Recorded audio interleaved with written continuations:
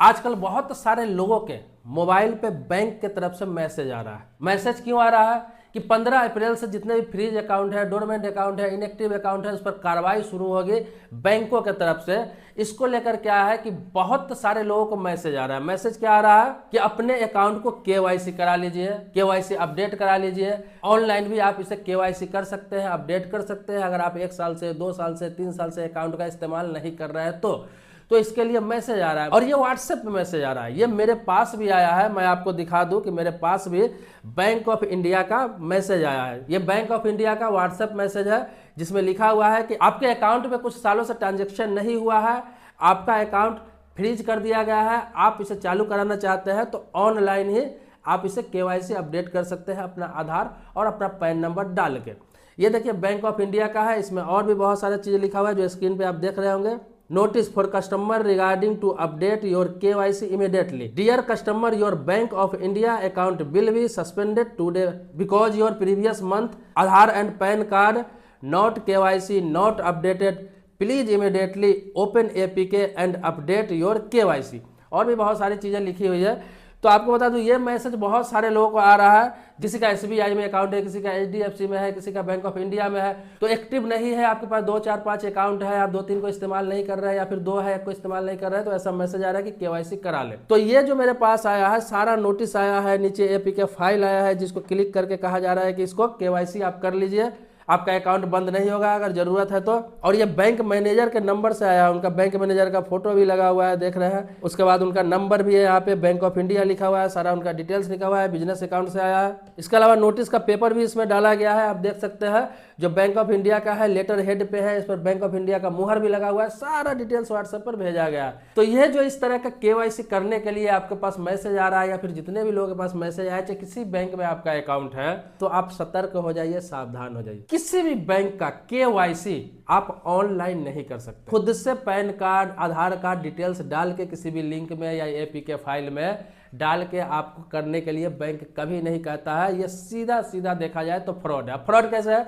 क्योंकि bank of India में मेरा अकाउंट है ही नहीं। जब बैंक ऑफ इंडिया में मेरा अकाउंट नहीं है तो मेरे पर्सनल मोबाइल नंबर पर ये सारा डिटेल्स आ रहा है, केवाईसी कराने के लिए आ रहा है। ये लोग क्या करते हैं कि SBI हो गया, HDFC हो गया, बैंक ऑफ इंडिया हो गया, ऐसे जो बड़े बड़े बैंक है, उनका मैसेज क्या है कि लोगों के व्हाट्सएप पे डालते हैं।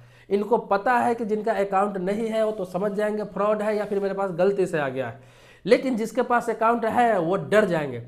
वो सोचेंगे अरे मैं तो 6 महीने से लेन देन नहीं कर रहा हूँ, 1 साल से नहीं कर रहा हूँ, 2 साल से नहीं कर रहा हूँ, मुझे केवाईसी कराना होगा। और लोग सोचते हैं कि घर बैठे सारा काम हो जाए, बैंक ना जाना पड़े। तो वो क्या करेंगे, APK फाइल है उसको क्लिक करेंगे, आधार पैन नंबर डालने के लिए बोला गया है, वो सबमिट करेंगे। और उनका जो अकाउंट है वो तो पता ही है क्या होता है। अभी कुछ महीने पहले एक व्यक्ति का 44 लाख, उससे पहले 60 लाख, उससे पहले 25 लाख, ये गुड़गांव से लेकर, मुंबई से लेकर, बेंगलुरु से लेकर बहुत पढ़े लिखे प्रोफेशनल लोगों का पैसा उड़ा लिया गया है अकाउंट से।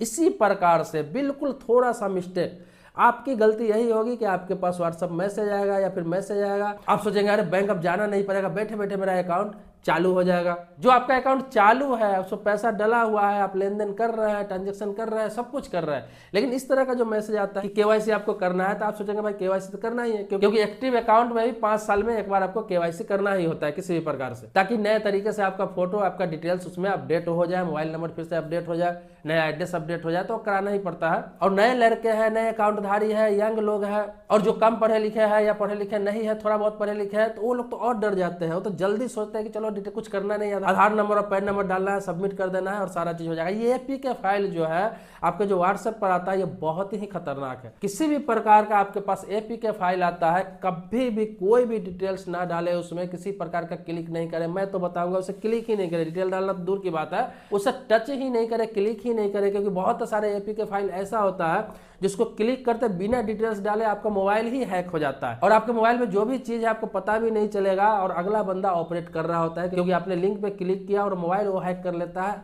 और आपको कुछ करने की जरूरत नहीं होती है और बैठे बिठाए सारा उसको डिटेल्स मिल जाता है। आपके मोबाइल में अगर आधार कार्ड, पैन कार्ड का कोई इमेज रखा हुआ है, फोटो खींच कर रखा हुआ है, सारा डिटेल्स ऑटोमेटिक उसको मिल जाता है। बहुत सारी चीजें जो मोबाइल में आपने प्राइवेसी रख रखा है सब कुछ वो ले लेता है और उसका काम आसान हो जाता है। तो कई तरीकों से फ्रॉडिया जो है, स्कैमर जो है, अपना दिमाग लगाते रहते हैं। कुछ भी सरकार की तरफ से, कुछ भी गवर्नमेंट की तरफ, कुछ भी आरबीआई की तरफ से गाइडलाइन जारी होता है, उस पर नजर वो लोग रखे रहते हैं कि क्या गाइडलाइन जारी हुआ है, क्या नियम लगाया गया है, क्या नोटिफिकेशन आया है जो पब्लिक को कहा जा रहा है इस तरह के काम करने के लिए। और ये लोग अपने काम पर लग जाते हैं कि ये काम आप ऑनलाइन कर सकते हैं, आपको लिंक भेज रहा हूँ, और लोगों को ठगना लूटना स्टार्ट कर देते हैं। इनको पता है कि हजारों लोगों को लिंक भेजते हैं, जिसमें अगर 50 लोग 100 लोग भी झांसे में आ गए तो ये 10 लाख 20 लाख 50 लाख 1 करोड़ रुपया कमाकर निकल जाते हैं, साफ कर देते हैं सभी का अकाउंट। तो इसीलिए इन लोगों को फर्क नहीं पड़ता है, सभी लोग तो झांसे में नहीं जाते।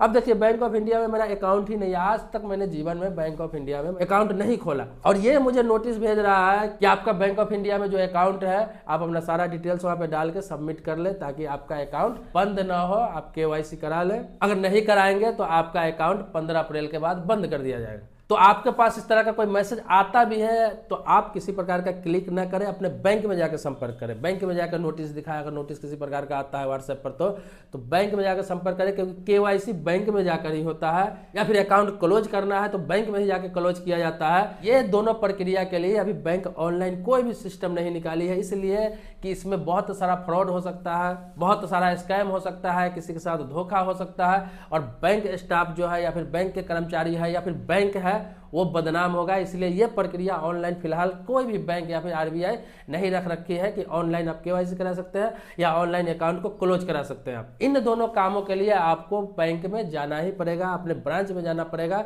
जिस ब्रांच में आपने अकाउंट खोल रखा है। तो बैंक से संबंधित कोई भी मैसेज आए तो पहले बैंक में जाकर पता करें, घबराए नहीं, हड़बड़ाए नहीं।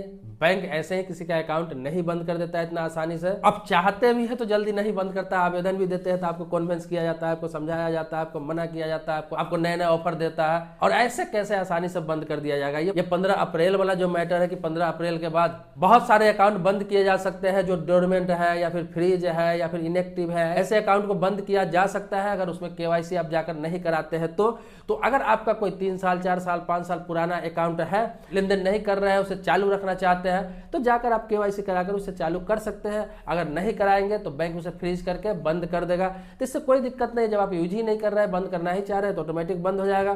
तो आपको ऑनलाइन इसमें कुछ प्रक्रिया करने की जरूरत नहीं है। अगर करने की जरूरत है तो आप बैंक जाइए, पता करके वहां जाकर कोई प्रक्रिया करिए। हमेशा बैंकिंग मामले में आप सतर्क रहे, सावधान रहे। थोड़ी सी गलती आपकी सालों की कमाई हुई पूंजी खत्म कर सकता है।